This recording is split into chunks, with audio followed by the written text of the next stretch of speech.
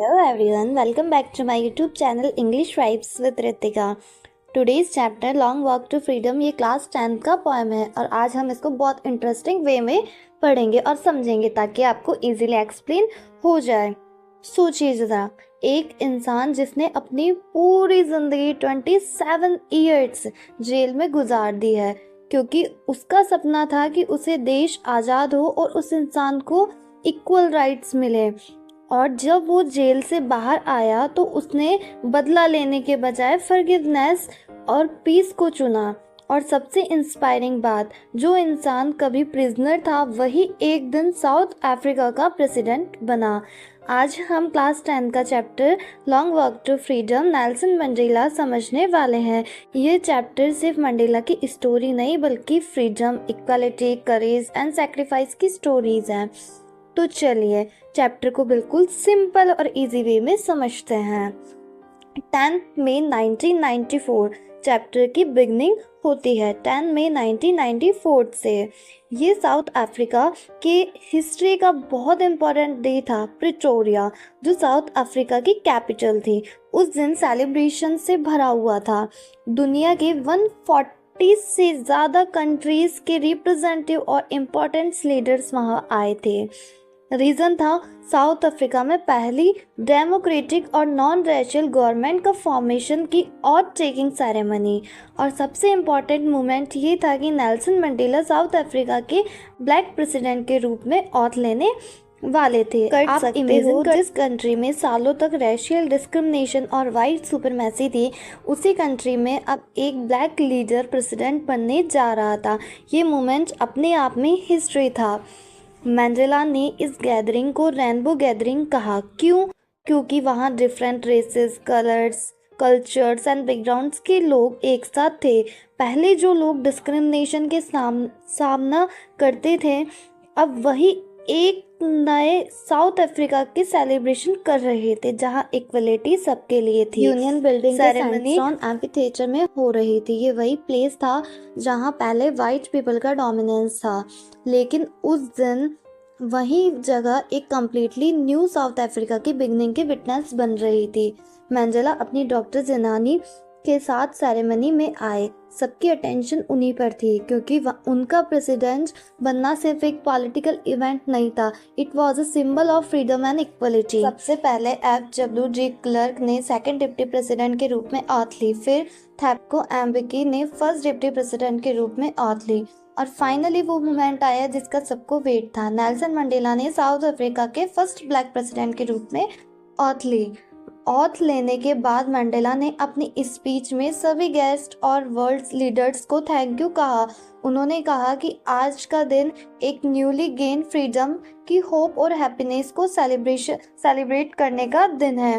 उन्होंने ये भी याद दिलाया कि साउथ अफ्रीका बहुत सालों तक रेसिज्म की वजह से दुनिया से आइसोलेटेड रहा था, लेकिन अब सिचुएशन चेंज हो चुकी है। अब साउथ अफ्रीका दुनिया के सामने एक फ्री डेमोक्रेटिक नेशन के रूप में खड़ा था। प्रेसिडेंट की पोजीशन एक्सेप्ट नहीं की बल्कि अपने पीपल्स से एक प्रॉमिस भी किया।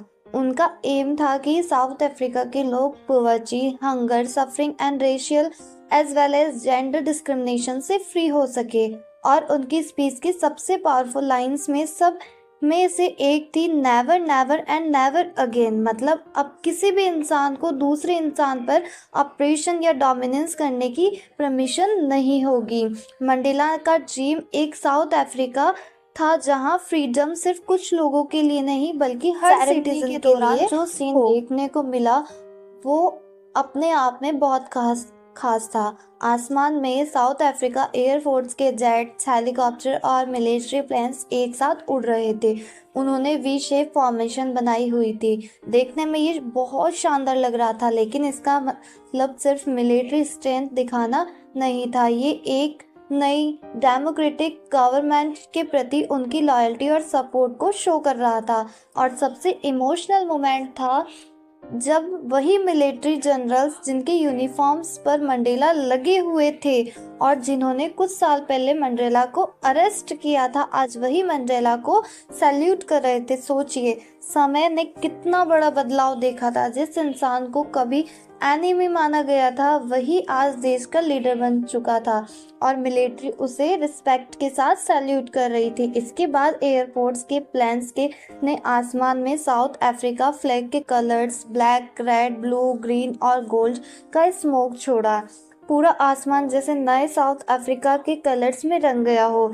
ये सिर्फ एक ब्यूटीफुल दृश्य नहीं था बल्कि एक नेशनल आइडेंटिटी का सेलिब्रेशन में एक बहुत मीनिंगफुल मोमेंट आया। वहाँ 2 नेशनल एंथम्स गाए गए।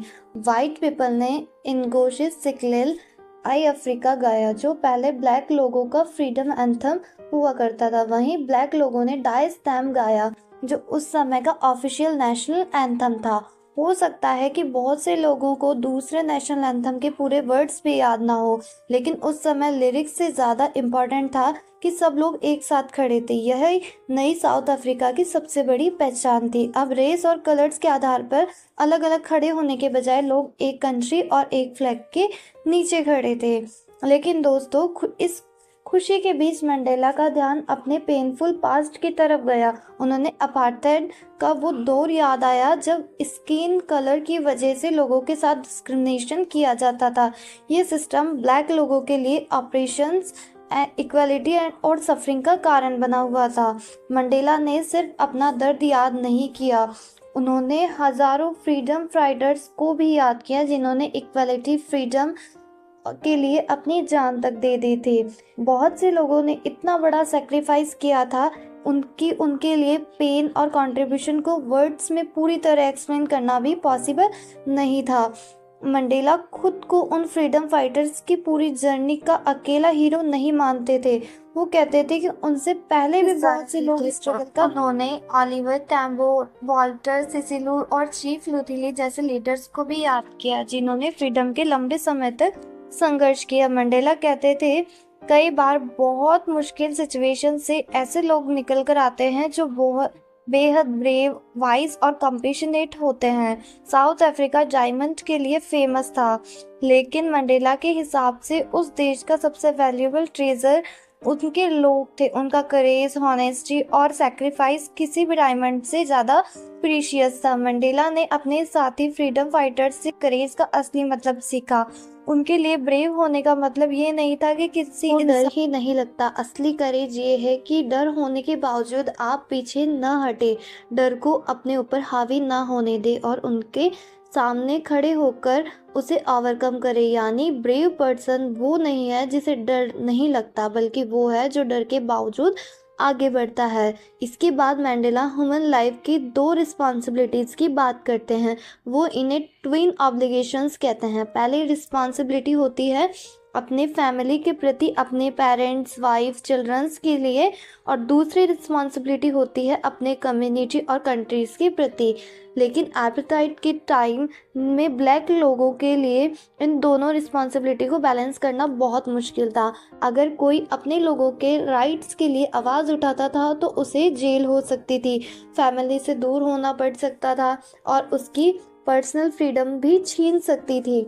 मंडेला बताते हैं कि फ्रीडम का मीनिंग उनकी लाइफ के अलग अलग स्टेज पर बदलता है।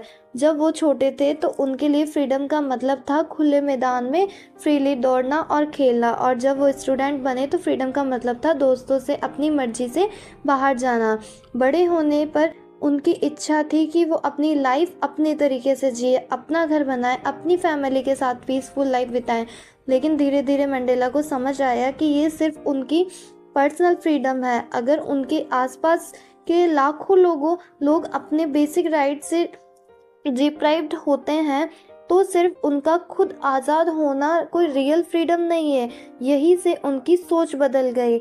उनकी पर्सनल फ्रीडम की इच्छा धीरे धीरे पूरे नेशन की फ्रीडम की लड़ाई बन गई। वो अपने परिवार के लिए जीने वाले इंसान से एक ऐसे लीडर बन गए जिसने अपने लोगों के राइट्स के लिए पर्सनल लाइफ तक सैक्रिफाइस कर दी। और चैप्टर्स की सबसे डीप बातों में से एक मंडेला यह बताते हैं, फ्रीडम यानी दबाए गए इंसानों के लिए ज़रूरी नहीं है, यानी जो दूसरे को दबाता है उससे भी फ्रीडम ज़रूरी होती है। क्योंकि जो इंसान दूसरे को दबाता है, उसके फ्रीडम छीनता है, वो खुद भी पूरी तरह फ्री नहीं होते हैं। वो हेटेड और नैरो थिंकिंग का प्रिजनर बन चुका है।